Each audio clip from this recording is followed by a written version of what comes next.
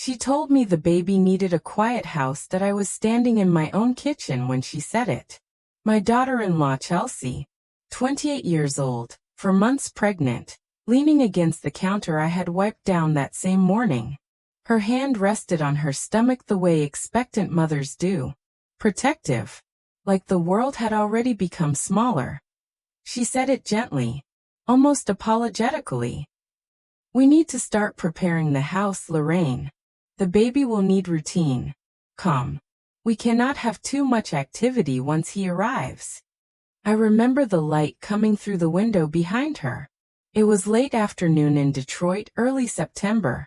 The kind of light that makes everything look softer than it really is. I nodded. I thought she was talking about rearranging furniture. Then she said, "We have been thinking about it for a while now. Marcus and I. We think it would be best if you found your own place before the baby comes." The refrigerator hummed behind me. I heard it clearly. I had never noticed that sound before. I did not say anything right away. I have learned over the years that silence is sometimes the only response that makes sense. Words can lock you into a position you are not ready to defend yet. Chelsea shifted her weight. She looked uncomfortable, but not uncertain. "It is nothing personal," she said. "We just need our space. You understand." I understood many things in that moment. I understood that this house, the one my husband Leonard and I bought in 1982, the one we raised Marcus in, the one Leonard died in 6 years ago, was being spoken about as if it belonged to someone else. I understood that my son had not come to tell me this himself. And I understood that Chelsea did not know. If this is your first time finding your way here, my name is Dorothy. I am 71 years old. And I have lived long enough to learn that some of the quietest moments carry the sharpest turns. If you are here listening, you are already sitting with me. This little space is where I share stories the way they come back to me, slowly, honestly, one memory at a time. Some of you listen with coffee nearby. Some of you press play late at night when the house finally goes quiet. I hear from people in many different places, some far away, some closer than you might think. Wherever you are right now, you are welcome here. If you decide to stay, you can follow along so you do not lose this place. And later on, if you feel like it, you can leave a few words about where you were when you listened. I always read them. Now let me tell you what happened. She did not know whose name was on the deed. She did not know that Marcus and I had never transferred ownership after Leonard passed. She did not know that when she and Marcus moved in 3 years ago, it was because I invited them. Because Marcus had lost his job and they had nowhere else to go. I had never mentioned it. It did not seem necessary at the time. Chelsea was still talking. Something about a timeline. About maybe helping me look at apartments. About how it would be good for me too, to have my own independence again. I let her finish. Then I said, very quietly, "Sweetheart, this quiet house you are talking about? It belongs to me." Her face did not go pale all at once. It was slower than that. Like watching a curtain being pulled across a window, blocking out the light bit by bit. She opened her mouth. Closed it. Opened it again. "What do you mean?" "I mean the deed is in my name. Leonard and I bought this house 42 years ago. When you and Marcus moved in, I thought it was temporary. Then it became permanent. I never minded. But it is still my house." She stared at me.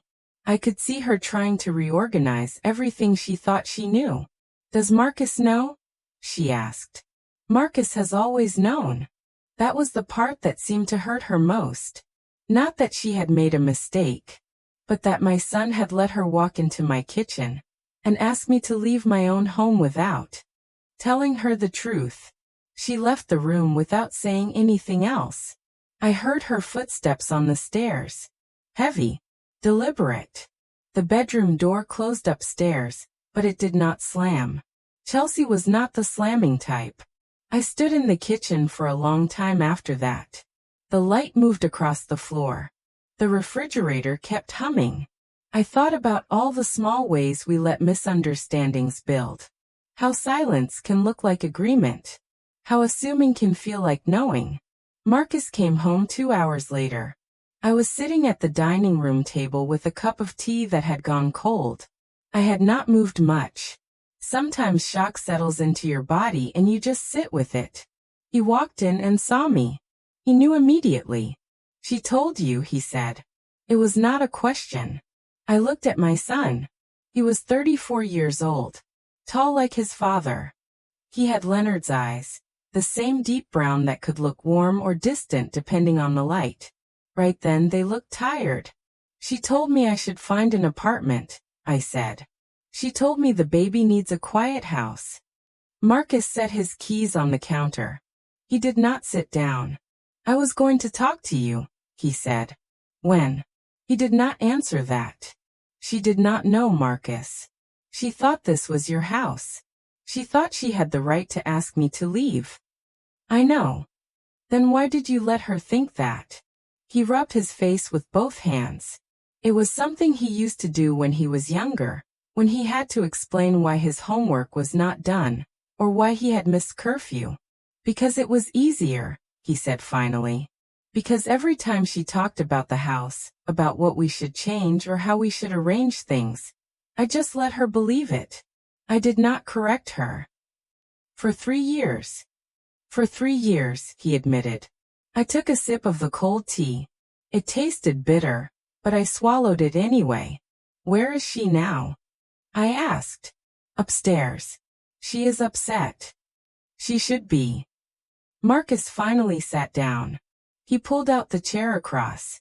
From me, the one Leonard used to sit in during dinner. I had stopped setting a place there after he died, but the chair still felt like his.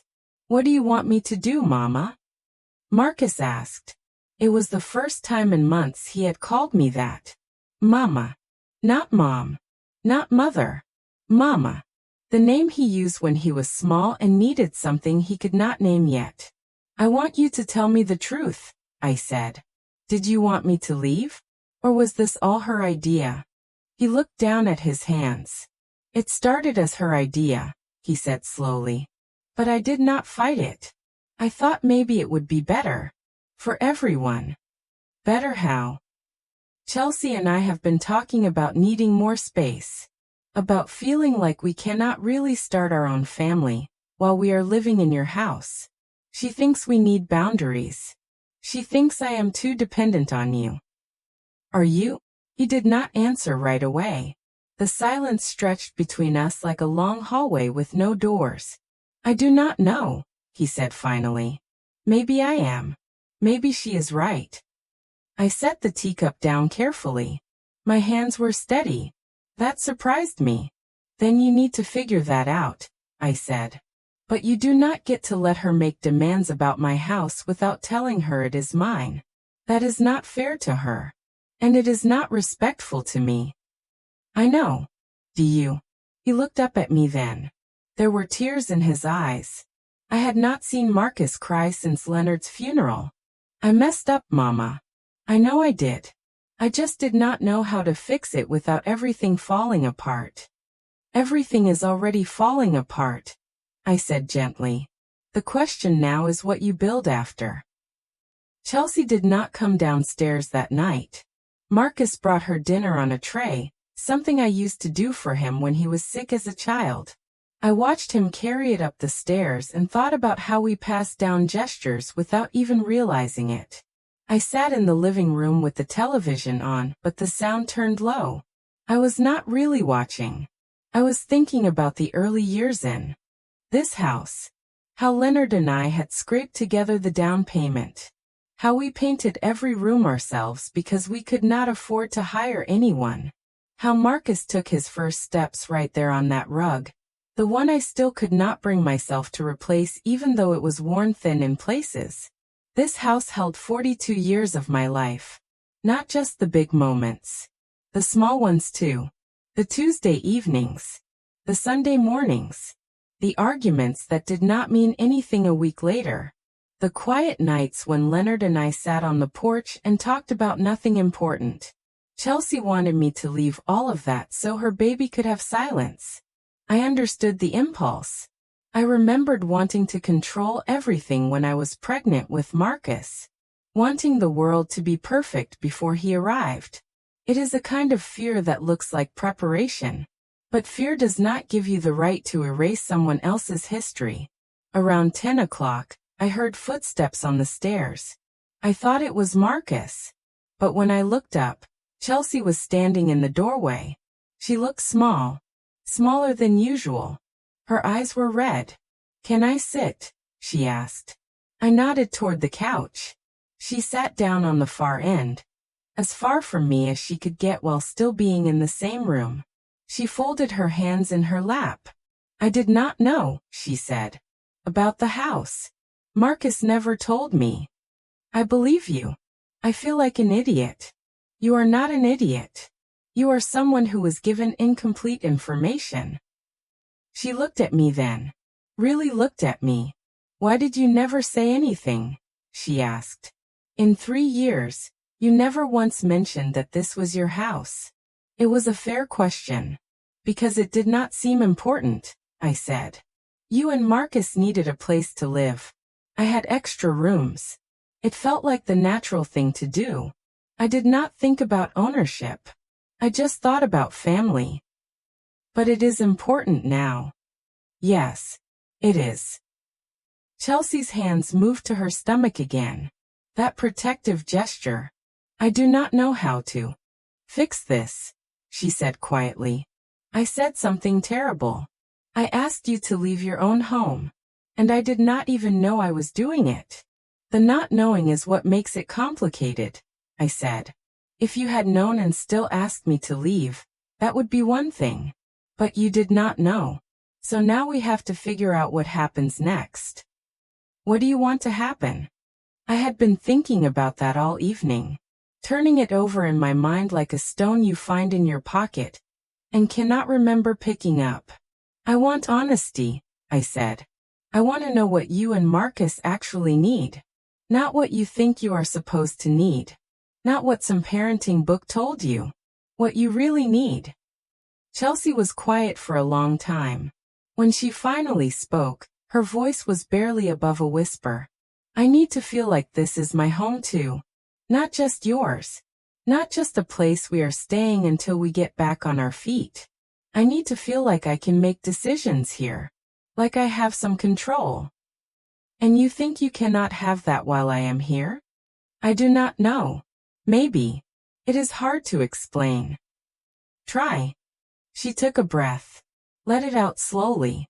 "Every time I want to change something, I feel like I have to ask permission. Like I am a guest who is overstaying her welcome. I know you have never made me feel that way. You have been nothing but kind. But I still feel it. And it makes me feel like I am not really building a life. I am just living in someone else's." I had not thought about it from that angle. I had been so focused on keeping the peace, on making sure everyone was comfortable, that I had not realized Chelsea was feeling like a visitor in her own daily life. "That must be hard," I said. She looked surprised. Like she expected me to argue. "It is," she said. "And I know that is my problem to work through. But when I found out I was pregnant, it got worse. I started thinking about what kind of mother I wanted to be, what kind of home I wanted to create. And I felt like I could not do any of that." "Fix this," she said quietly. "I said something terrible. I asked you to leave your own home, and I did not even know I was doing it. The not knowing is what makes it complicated," I said. "If you had known and still asked me to leave, that would be one thing. But you did not know. So now we have to figure out what happens next." "What do you want to happen?" I had been thinking about that all evening, turning it over in my mind like a stone you find in your pocket and cannot remember picking up. "I want honesty," I said. "I want to know what you and Marcus actually need. Not what you think you are supposed to need. Not what some parenting book told you. What you really need." Chelsea was quiet for a long time. When she finally spoke, her voice was barely above a whisper. "I need to feel like this is my home too. Not just yours. Not just a place we are staying until we get back on our feet. I need to feel like I can make decisions here. Like I have some control. And you think you cannot have that while I am here? I do not know. Maybe. It is hard to explain. Try. She took a breath. Let it out slowly. Every time I want to change something, I feel like I have to ask permission. Like I am a guest who is overstaying her welcome. I know you have never made me feel that way. You have been nothing but kind. But I still feel it. And it makes me feel like I am not really building a life. I am just living in someone else's. I had not thought about it from that angle. I had been so focused on keeping the peace, on making sure everyone was comfortable, that I had not realized Chelsea was feeling like a visitor in her own daily life. That must be hard, I said. She looked surprised. Like she expected me to argue. It is, she said. And I know that is my problem to work through. But when I found out I was pregnant, it got worse. I started thinking about what kind of mother I wanted to be, what kind of home I wanted to create, and I felt like I could not do any of that. Here. Not really. So you decided I should leave. I decided we needed our own space. I thought this was Marcus's house. I thought it was a conversation he needed to have with you. I did not know I was asking you to leave your own home. The television flickered in the background. Some late-night show I was not paying attention to. What did Marcus say when you first brought it up? I asked. He said he would handle it. He said he would talk to you. Then weeks went by and nothing changed. So I thought he had talked to you and you had said no. I thought you were refusing to leave. That is why I brought it up myself today. I thought I was standing up for our family. It was starting to make sense. The misunderstandings layered on top of each other like sediment. No one lying exactly. Just no one telling the whole truth either. Chelsea, I said. I cannot give you this house. But I can give you space. Real space. Not just physical rooms, but the kind of space where you feel like you can make decisions. What does that mean? It means we need to have a real conversation. All three of us. About what it looks like to share this house. About boundaries. About what belongs to who. About what you need to feel like this is your home too. She nodded slowly. And if that does not work, she asked, then we figure out something else. But we do it honestly. We do it with respect. We do not do it through assumptions and half conversations. Chelsea wiped her eyes. She was crying, but quietly. The kind of crying that happens when you are too tired to hold everything in anymore. I am sorry, she said. I am so sorry, Dorothy. I never meant to hurt you. I know. I do not know how to fix this. Neither do I said. But we will figure it out. We have time. She looked at me like she wanted to believe that. We sat together in the living room for another hour. Not talking much. Just sitting. Sometimes that is what you need. Just the presence of another person who is willing to stay in the discomfort with you. When Chelsea finally went back upstairs, I sat alone for a while longer. I thought about my mother. She had been a woman who believed in clear boundaries. In saying exactly what she meant. She would have handled this differently. She would have corrected the misunderstanding the first time it happened. But I was not my mother. I had always believed in letting things unfold naturally. In trusting that people would find their way to the truth eventually. Maybe that had been a mistake. Or maybe it had just been a different way of moving through the world. Not better or worse. Just different. I turned off the television. Checked the locks on the doors. Turned off the lights one by one. Before I went upstairs, I stood in the hallway and looked at the framed photos on the wall. Me and Leonard on our wedding day. Marcus as a baby. Marcus graduating high school. Marcus and Chelsea on their wedding day. Both of them so young and so certain. I wondered what photo we would hang next. The baby probably. A new generation. A new chapter.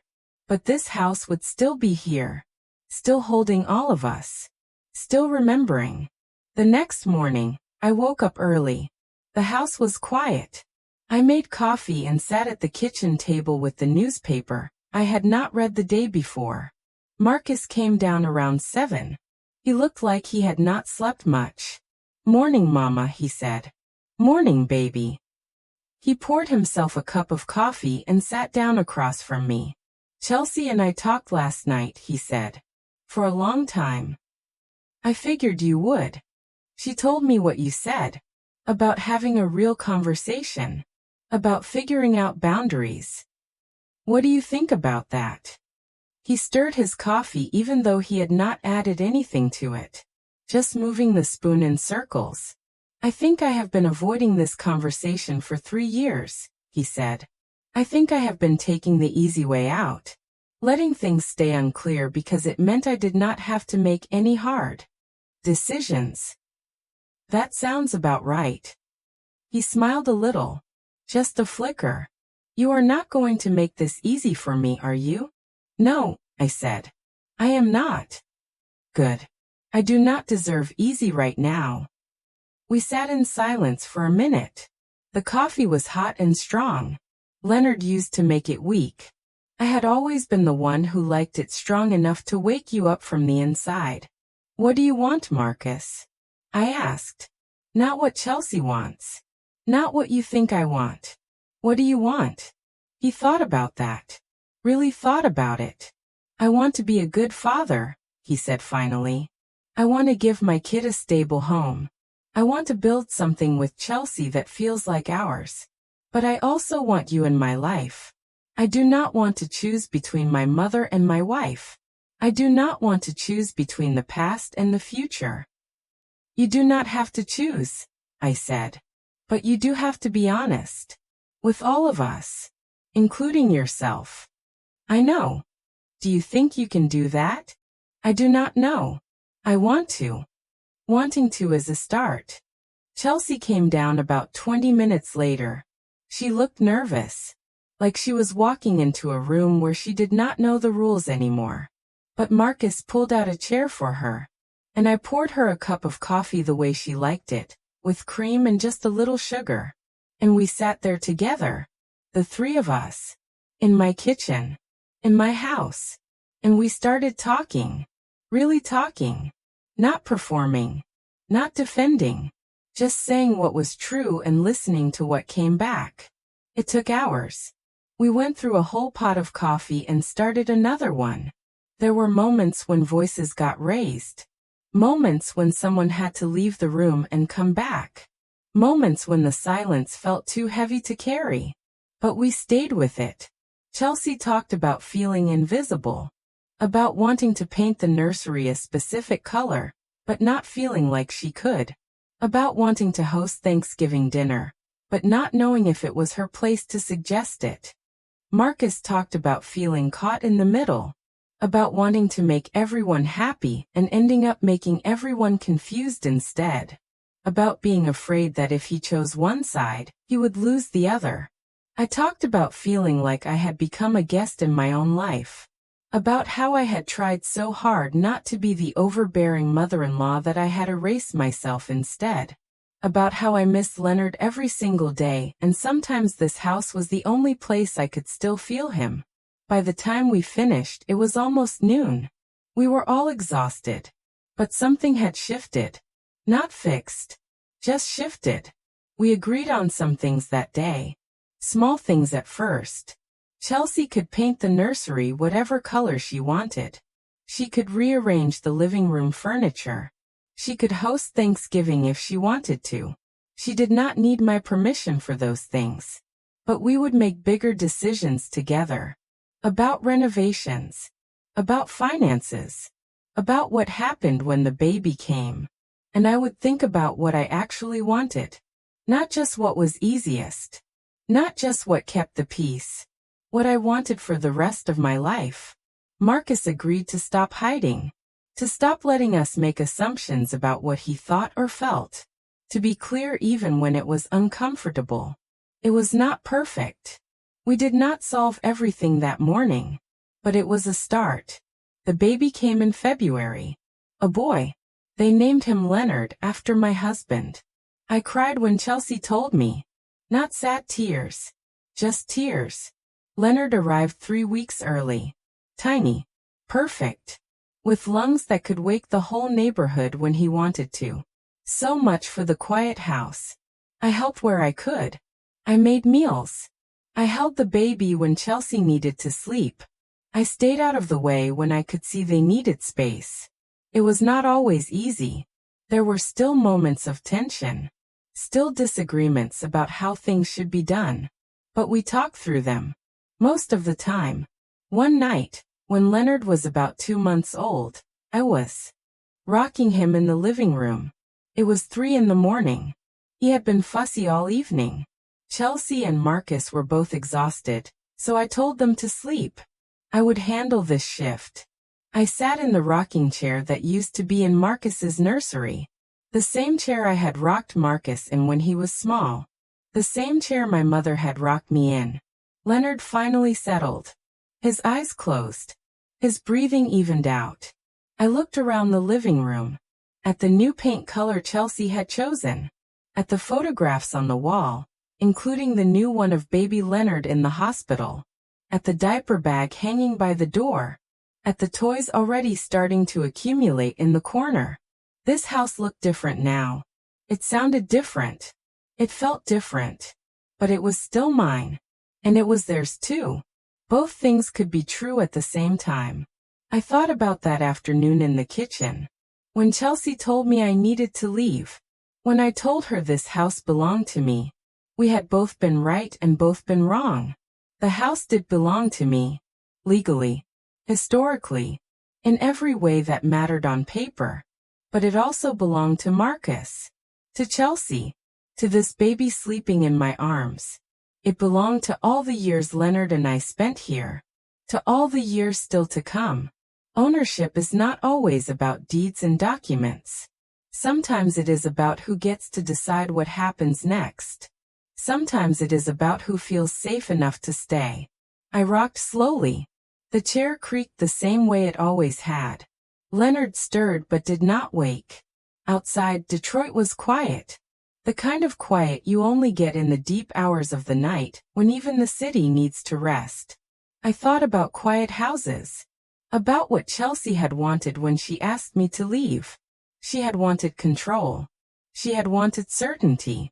She had wanted to feel like her life was her own. I understood that better now. But I also understood that quiet houses are not always peaceful houses. And peaceful houses are not always silent ones. Sometimes peace is loud. Sometimes it is messy.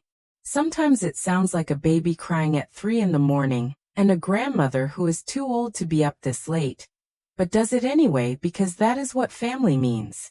I stayed in that rocking chair until dawn started to break through the windows. Until I heard Marcus coming down the stairs to take over. Until I could hand Leonard back and go to my own bed and sleep for a few hours. Before I went upstairs, I stopped in the hallway.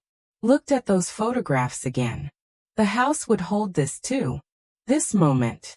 This middle of the night rocking. This exhaustion and love all mixed together. It would hold whatever came next. I did not know what that would look like yet. Maybe Marcus and Chelsea would eventually want to buy their own place. Maybe they would stay here.